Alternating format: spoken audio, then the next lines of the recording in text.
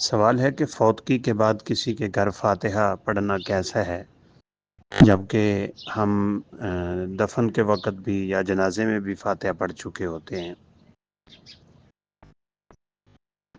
ہمارے معاشرے میں بہت سی چیزیں ایسی رائج ہیں جو شریعت میں ثابت نہیں ہیں۔ ہمارے ہاں المیہ ہے کہ لوگ دین سیکھنے کی بجائے بس ایک طریقے پہ چل رہے ہیں کہ ایسے ہی ہم دیکھتے آ رہے ہیں۔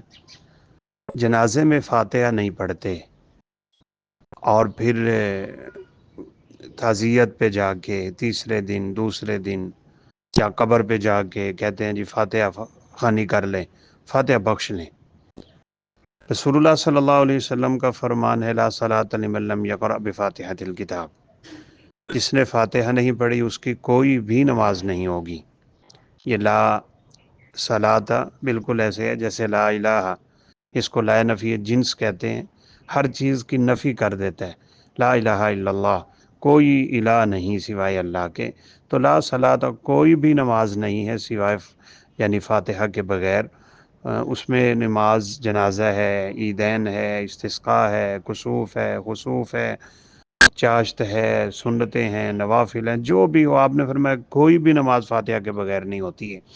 سیدنا عبداللہ بن عباس رضی اللہ عنہ نے اونچی آواز میں سورہ فاتحہ پڑھی جنازے میں، تو پھر لوگوں کو کہا لِتَعْلَمُوا أَنَّهَا سُنَّةٌ، میں نے اس لیے با آواز بلند جنازہ پڑھایا تمہیں پتہ چلے سنت کیا ہے جنازے میں۔ وہاں تو 1 منٹ کا جنازہ ہوتا ہے اور بعد میں میت کے ارد گرد کھڑے ہو کے دعائیں کر رہے ہوتے ہیں، جبکہ آپ صلی اللہ علیہ وسلم جنازے میں کئی دعائیں پڑھتے تھے۔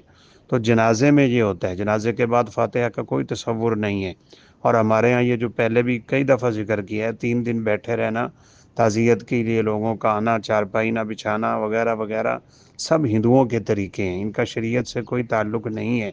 مسجد میں کوئی ملتا ہے وہاں تعزیت کریں، گلی میں، گھر میں، بازار میں، جہاں بھی یہ تعزیت ہوتی ہے انہیں دعا دیں، ان للہ ما اخذ وله ما اعطى وكل شيء عنده باجل مسمى ولتصبر ولتحتسب۔ دوسری دعا عظم اللہ اجرکم واحسن عزاءکم واجزل ثوابکم وغفر لمیتکم، یا اردو میں کہہ دیں اللہ تعالیٰ ان کی مغفرت فرمائے، جنت دے تمہیں، لواحقین کو صبر جمیل دے، وغیرہ وغیرہ۔ یہ اصل طریقہ ہے۔ ہاتھ اٹھا لیتے ہیں، ایک ہاتھ میں حقہ ہوتا ہے، سگریٹ ہے، دوسرے سے فاتحہ خوانی ہو رہی ہے، ادھر اخبار پڑا ہوتا ہے، نہ جانے کیا امت نے اس کام کو پکڑ رکھا ہے، تو اس کا کوئی تصور نہیں ہے شریعت میں۔ السلام علیکم ورحمۃ اللہ۔